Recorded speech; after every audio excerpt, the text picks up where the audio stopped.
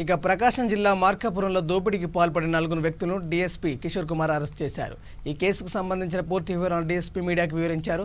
చెన్నరాయనపల్లి రోడ్డులో వెంకటేశ్వర్ అనే వ్యక్తి కాలినడకన వెళ్తుండగా నలుగురు నిందితులు బ్లేడ్తో చంపుతామని బెదిరించి అతని వద్ద ఉన్న 5,000 నగదు తీసుకుని పారిపోయినట్లు తెలిపారు. బాధితుడు ఫిర్యాదు మేరకు కేసు నమోదు చేసి నలుగురు నిందితులను అరెస్ట్ చేసినట్లు చెప్పారు.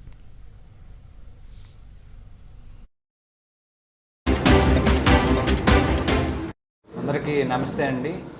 మనకి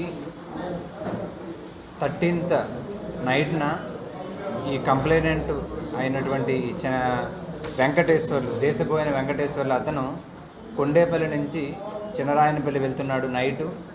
ఆ నైట్ వెళ్ళే క్రమంలో ఈ చిన్నరాయనపల్లి దగ్గర మనకి ప్లాట్స్ ఉన్నాయి. ఆ ప్లాట్స్లో ఎవరైతే అక్యూజ్డ్, ఇందులో టోటల్ 4 మెంబర్సు, వీళ్ళు అక్కడ డ్రింకింగ్ చేస్తూ ఎవరైతే మన కంప్లైనెంట్ వెళ్ళేటప్పుడు అతను అడ్డగించి అతని మీద బ్లేడ్ పెట్టి అతను బెదిరించడం జరిగింది.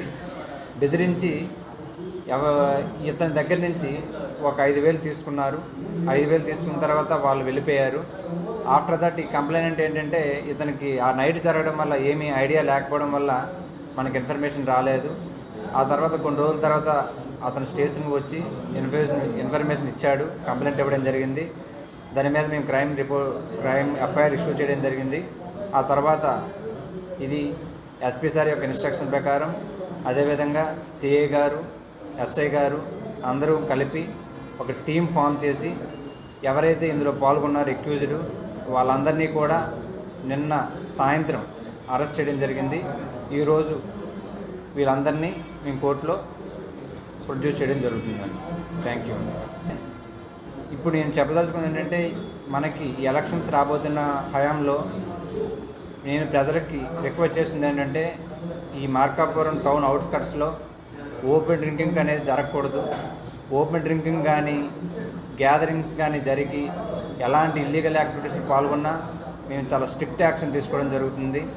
అందుకు మీకు రిక్వెస్ట్ చేస్తుంది ఏంటంటే, ఎక్కడైనా ఎలాంటి ఇల్లీగల్ యాక్టివిటీస్ జరుగుతున్నా సరే మీరు మాకు ఇమీడియట్గా ఇన్ఫర్మేషన్ ఇవ్వండి. మీరు మాకు ఇన్ఫర్మేషన్ ఇస్తే మేము దాని మీద చాలా క్విక్ యాక్షన్ ఉంటుంది. అందుకు మీరు మాకు సహకరించి ఈ యొక్క మార్కాపురం టౌన్లో ఎలాంటి యాక్టివిటీస్, ఎలాంటి క్రైమ్స్ రిపోర్ట్ అవ్వకుండా మనం